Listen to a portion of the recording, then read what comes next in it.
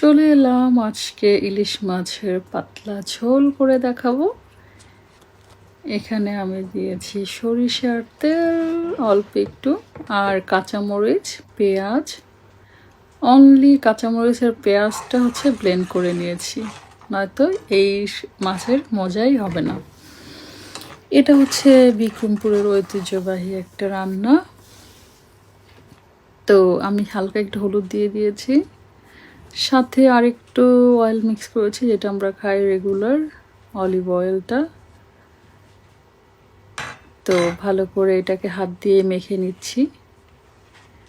মেখে দেন হচ্ছে গিয়ে আমি ভালো করে সব কিছু মিক্স করে এখন হচ্ছে গিয়ে মাছটা দিয়ে দিব। এই হচ্ছে আমাদের এখানে ফ্রেশ ফিশ। হয়তো বাংলাদেশে থাকলে আমরা এতটা ফ্রেশ ফিশ খেতাম না, আরও বেশি ফ্রেশ লাগতো আর কি। তো এখানে যেটা আছে আর কি কপালে, এর থেকে ভালো ফ্রেশ আর নাই। তো মাঝে মধ্যে খুব ভালো মজার ইলিশ মাছ পড়ে, মাঝে মধ্যে কপাল খারাপ হলে একদম বাজে হয়। আর বিশেষ করে যারা মাছ চিনতে পারে তাদের জন্য তো কথাই নেই, ভালো মাছটাই কিনে আনতে পারে।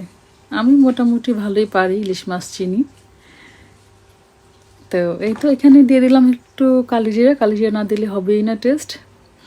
রান্নাটা হয়েছিল কি, ঝোলটা একটু বেশি হয়ে গিয়েছিল। দাম করে বেশি ঝোল দিয়ে দিয়েছে, বুঝতে পারিনি। কিন্তু অনেক মজা হয়েছিল রান্নাটা। এই রান্নাটা যেভাবেই করা হোক না কেন, খেতে একদমই ফ্রেশ লাগে। অনেক বেশি ঝোল না, মানে হালকা মশলা না,